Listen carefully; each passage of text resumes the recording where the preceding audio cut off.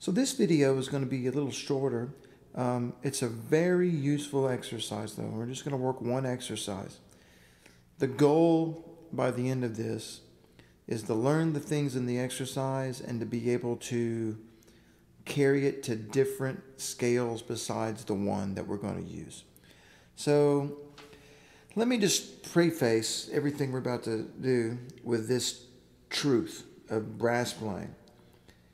Your potential as a player is how good you can sound playing one note. And we've talked a lot about that F, that open F being just the most pure, most beautiful, round, perfect little note that you can imagine. Now, once you've mastered that or built some credibility with that at least, you're getting better. The second hardest thing to do, more than anything else, is to play two notes that are right next to each other in a scale or something like that, slurred back and forth. So two adjacent notes like B flat and C in the B flat major scale, or the first to the second note and back, and then maybe go up and play the second to the third note and back, and then the third to the fourth note and back. That way we're not just playing the scale in the the general bum bum bum bum bum bum bum bum bum bum, but we're actually really looking for issues that might come up in practical playing. And to me, the hardest thing to do is to slur two different notes perfectly together. So that means the lips and the wind and the fingers have to be in complete agreement and synchronization with the instrument. So let's look at this exercise and see if we can't learn anything from it. So like I said, it goes from the first note to the second note, back to the first note. Then everything's up a step. Second note to the third note and back a step. Let's see what happens. I'll count it off. 1, 2, and 3, and...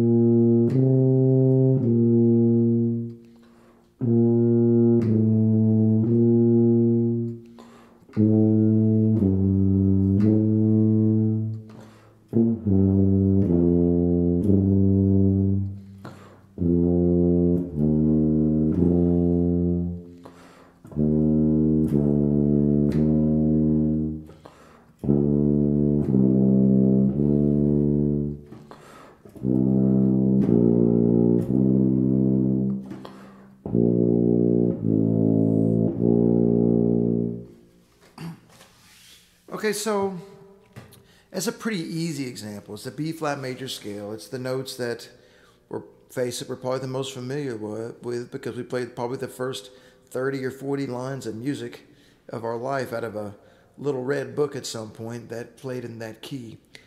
But there's a couple of these that are a little harder than the other ones.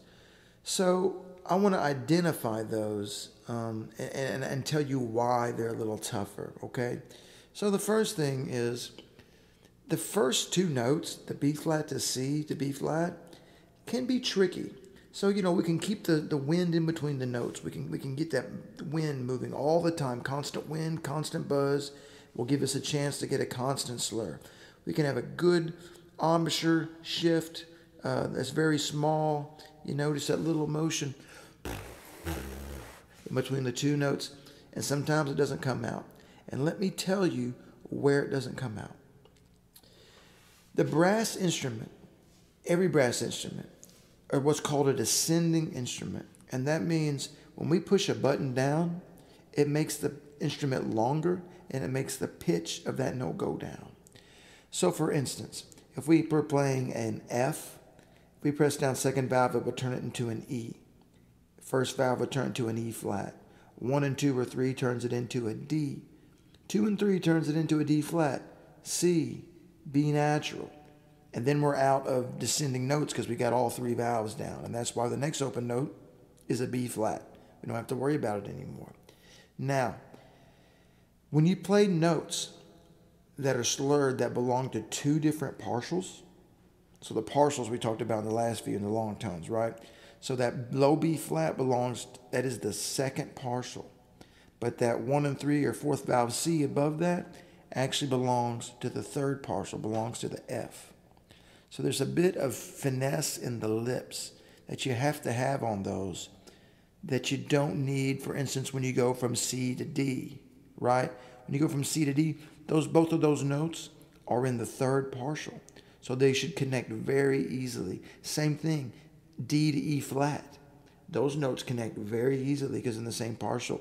E flat to F, the same thing, right? The F and the E flat belong to the third partial. But here's another tough one. F to G.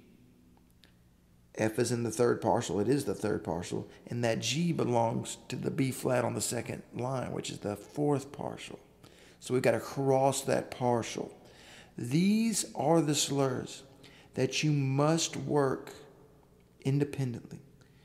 You must find these steps in these scales and be able to like say, hey, here is a hard slur because these are in two different partials.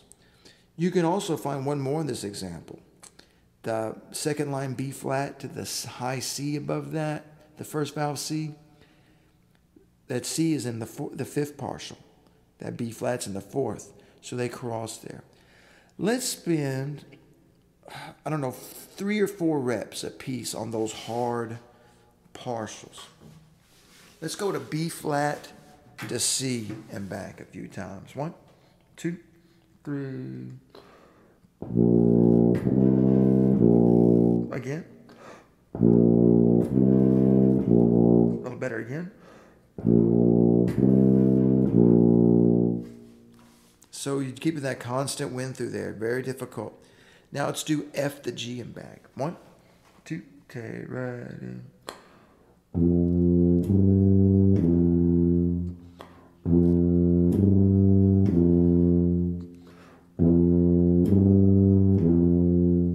On that one, I was really thinking about that concept of putting wind in between the notes.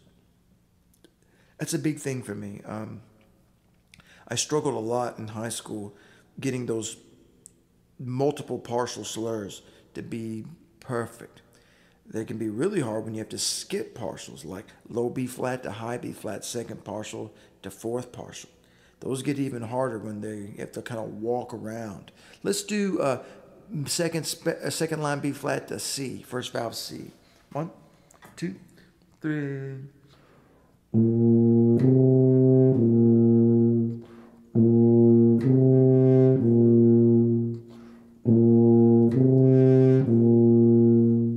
This can be very tricky. Now let's go reverse order. Let's go G to F and back down up to G. Ready? And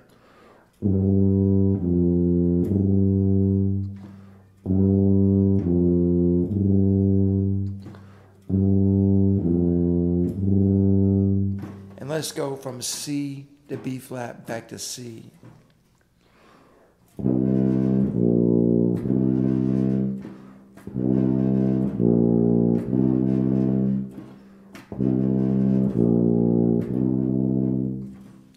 So you got to find those in every scale that you practice, just for fun. Let's do another example of a common scale that we may find some different notes. Let's look at E flat major. Let's start. So here's E flat major, 3 flats, B flat, E flat, A flat. Let's go E flat to F and back. Ready, set, and here we... Easy, because it's the same partial. Now look, F to G and back. See, it crosses the partial. You got to watch out for this one. Ready? Okay. Now G to A flat shouldn't be hard.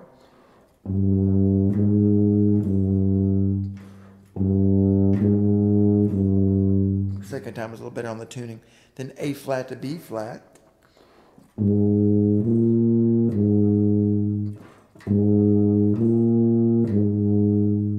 Now here's that B flat to C. Gonna be some trouble. Could crack. All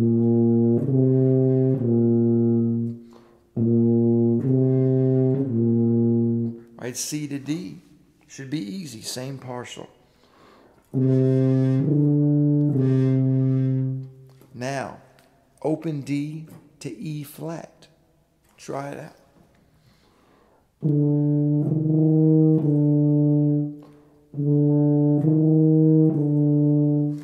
The E flat is just a little bumpy when I cross that break to that next partial, to the fifth partial, or the sixth partial, going from fifth partial D to sixth partial E flat. Now here's a secret you can do. If you're really nervous and there's like an exposed part or a solo or something like that, and you want it to be perfect, you can play that D 1 and 2 and put it in the same partial as the E flat. So both of those notes will be out of the F partial, the sixth partial. So listen to this. D to E flat will be smooth as silk now. 1 and 2 D to 1 E flat.